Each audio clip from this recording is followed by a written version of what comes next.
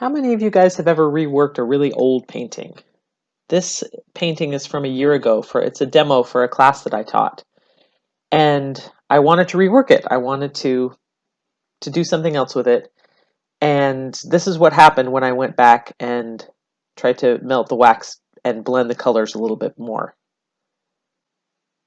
You can see that the black in particular is breaking apart into these little pieces and the colors are not blending well. And when I first saw this phenomenon, I was surprised, probably because I don't go back and rework my pieces very often. So it's not something that I had really seen before. And doing some research, I realized that encaustic paintings cure, particularly in the first year. You have about 6 weeks to a couple months before the resin really starts to cure inside the wax and become more and more permanent. And you get effects like this when you try to go and rework a painting that has been curing for a year.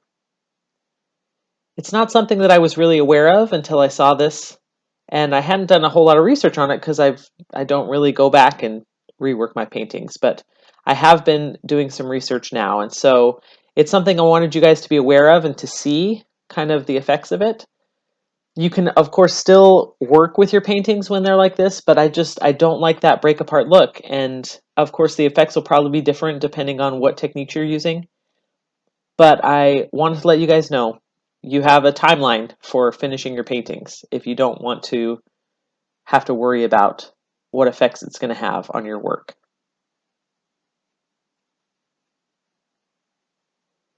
Now, because of that phenomenon, I just scraped a bunch of the wax off. I left a little bit because I knew I was going to be working with white again, so I just left a little bit of residue on there.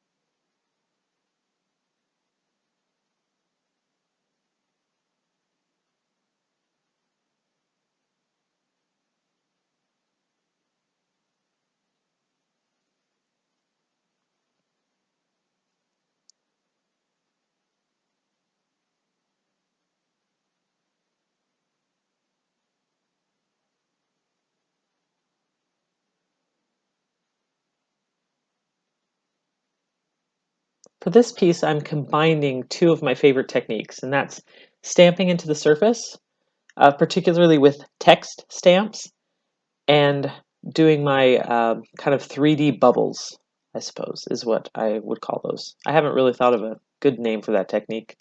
The bubble technique, I suppose. I'm really trying to build up the wax where the bubbles are going to be, which is the center, because I want the wax to be thicker in those areas.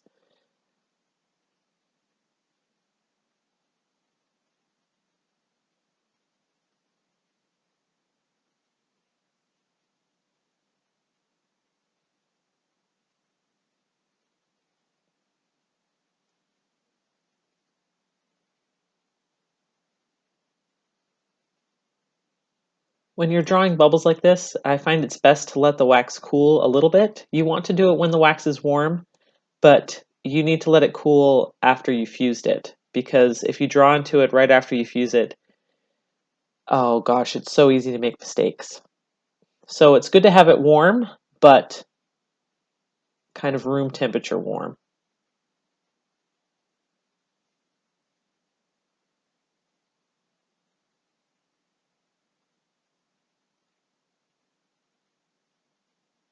Fusing these drips is really tricky. You're essentially just looking for that sheen to let you know that it's been fused. You don't want to make the bubbles disappear by fusing too much. So you just hit it really quick.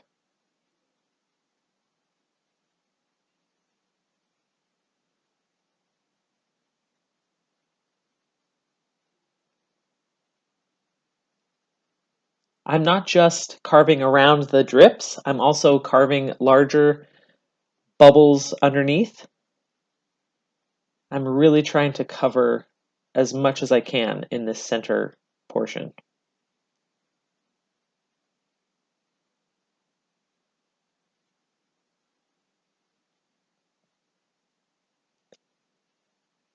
And this technique takes a while. So I have cut down a lot of what I've done, just so you're not sitting there staring at my hands making circles in the wax. So I finished carving the first layer, and I fused it a few times to create those bubbles. And of course, when you do that, you have to go back and recarve some of the lines because inevitably some of the wax that melts and falls back into those lines. But once I finished that, I really wanted to go deep with the bubbles. So I added a second layer of drips, fused it very carefully, and now I'm going to be carving around those drips as well.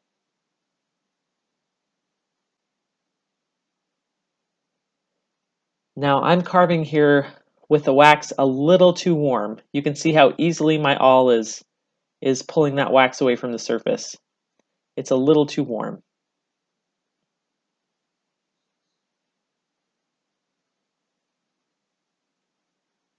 But as it keeps cooling, the lines get cleaner and cleaner.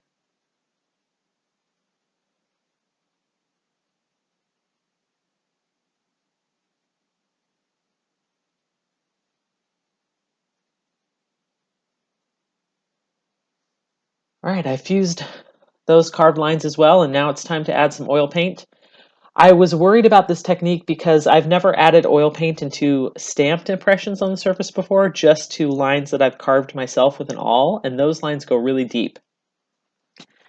So I was concerned that when I added the oil paint to the stamped portions, that when I wiped it away, it was going to I was just going to lift all the oil paint out of those stamps.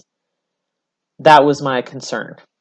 And so I added a lot of oil paint, for one, and I tried to be careful with as I was lifting the oil paint, but I quickly found out that this technique is so fabulous for a lot of reasons, but one of the reasons is because you can wipe and wipe and wipe the surface for like an hour, which is almost what I did with this one. I had to wipe for a long time to get the surface clean, but it didn't move from those impressions. And that oil paint, it settles into the shallowest of bubbles and it doesn't move. It's awesome.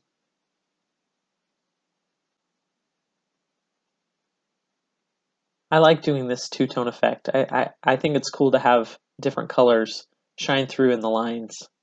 It really adds a kind of another level of interest to my pieces.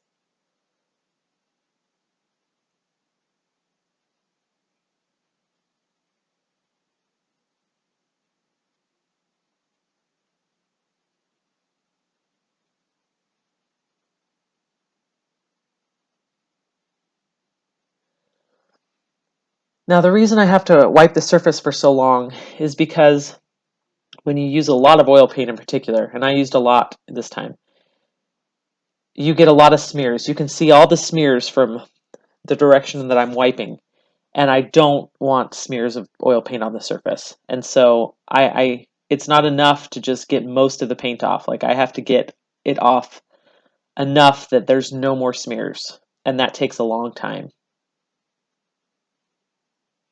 and a lot of linseed oil. I need to stock up and get another big bottle.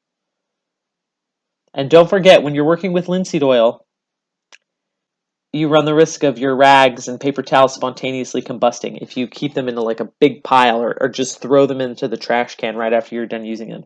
You need to lay them out to let the oil oxidize, because when it oxidizes, it warms up. And you don't want that to happen when they're all in a big pile together.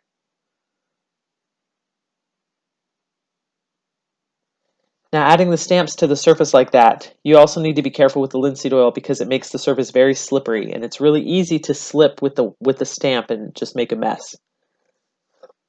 But I'm really happy with the way this turned out, especially the stamped part. And I added a little video at the end for those of you who like oddly satisfying peels and things like that. So don't forget to subscribe. Thanks for watching, and I'll see you in the next video.